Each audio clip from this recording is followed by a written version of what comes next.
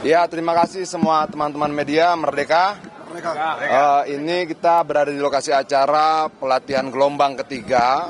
Hari ini yang datang sekitar 80-an calon kepala daerah, gubernur, bupati maupun wali kota. Total semua dari gelombang pertama sampai gelombang ketiga ini sudah 200 kabupaten, kota, dan provinsi. Dan kita akan selesaikan semuanya sampai 545, mungkin masih ada 2 atau 3 gelombang lagi. Target kita pertengahan Agustus maksimal seluruh pelatihan dari gelombang pertama sampai akhir sudah selesai. Kenapa ini kita lakukan? Kita mau memenangkan pilkada sebanyak-banyaknya. Kenapa? Karena menurut kita mencari pemimpin yang baik itu penting bagi rakyat, mencari pemimpin yang baik itu penting bagi generasi yang akan datang, penting bagi pengelolaan anggaran dan sebagainya. Kira-kira seperti itu.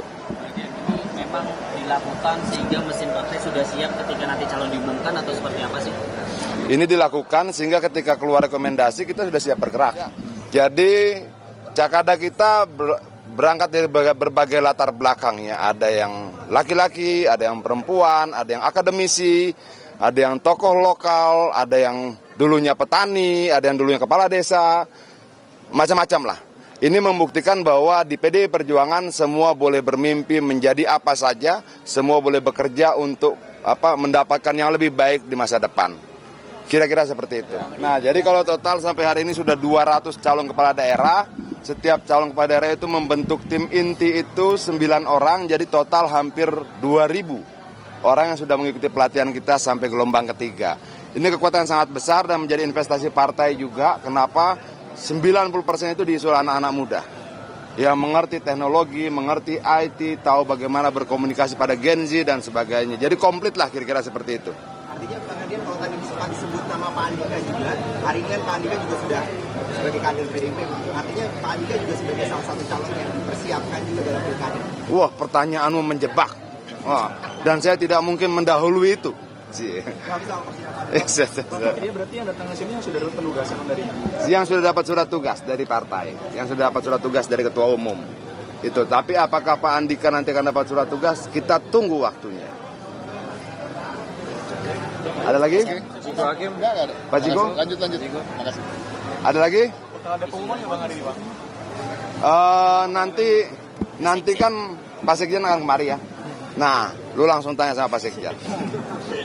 Itu loh. Kemudian Oi. soal isu ya. Apa itu? Ini Nasdem kemarin sudah mengusung Anies Baswedan dengan ditambahnya bersama PKS, itu berarti dia sudah mendapat tiket pencalonan. Bagus. PDI Perjuangan melihat itu juga memperhitungkan hal itu nggak untuk mencari lawan atau justru malah akan berkoalisi? Begini. Ketika ada partai mendukung salah satu calon, mau PKS, mau Nasdem, mau Gerindra dan sebagainya, mereka kan sedang menjalankan amanat konstitusi sebagai partai politik toh, dan kita senang dong. Kita senang, ada Pak Anies maju, kita gembira. Itu loh, semua tokoh-tokoh bangsa yang maju dalam pilkada di kabupaten, kota, gubernur harus kita sambut dan riang gembira dari partai manapun. Itu artinya bahwa bangsa ini tidak kekurangan orang baik, tidak kekurangan tokoh-tokohnya. Dan sejauh ini PDIP akan lebih condong ke Anies atau mencari lawan dari Anies sih? Karena Kim itu kemarin mengatakan akan sepakat mengusung satu nama dan itu siap melawan Anies. Kita tidak akan terpengaruh sama pernyataan Kim, kita tidak akan terpengaruh sama pernyataan siapa-siapa. Kita hanya akan bisa berpengaruh ketika rakyat memintanya. Permintaan Kim nggak akan berpengaruh sama kita, tapi kalau permintaan rakyat pasti kita ikuti. Keren nggak? Kalau di Jateng gimana? Di Jateng Gerindra kan sudah mendukung Lutfi. Ya. Kalau di Jateng gimana? Kan kalau Gerindra juga sudah declare mendukung. Nggak apa-apa. Siapapun yang dicalonkan oleh pihak manapun itu tidak akan membuat kita harus kemudian tergesa-gesa, tidak. Kita sadar bahwa seorang kepala daerah itu akan bertanggung jawab terhadap seluruh anggaran yang dipercayakan oleh rakyat pada dia, bertanggung jawab terhadap seluruh kebijakan yang dia keluarkan, itu bertanggung jawab terhadap masa depan generasi di wilayah itu, bagaimana kemudian kesehatan ibu dan anak dan sebagainya. Jadi untuk mengambil keputusan siapa kepala daerah, kita harus bertimbang jauh lebih matang, lebih dalam, memeriksa track recordnya, keberpihakannya dan sebagainya.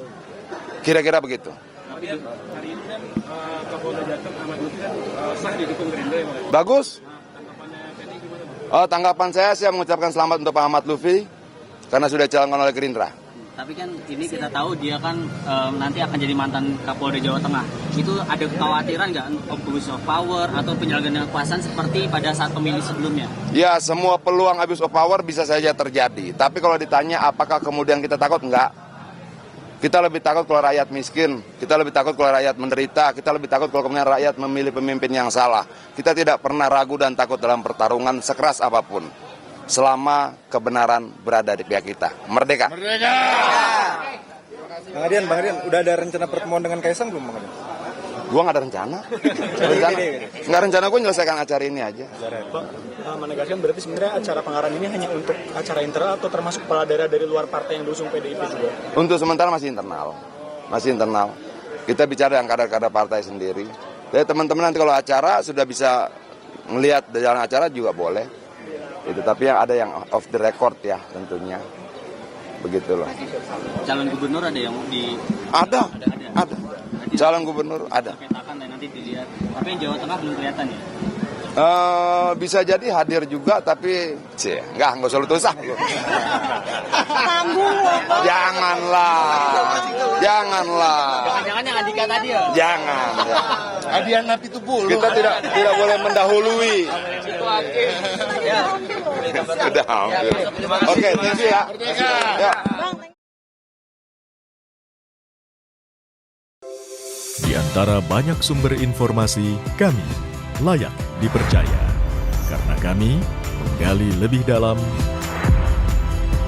berpihak pada kebenaran,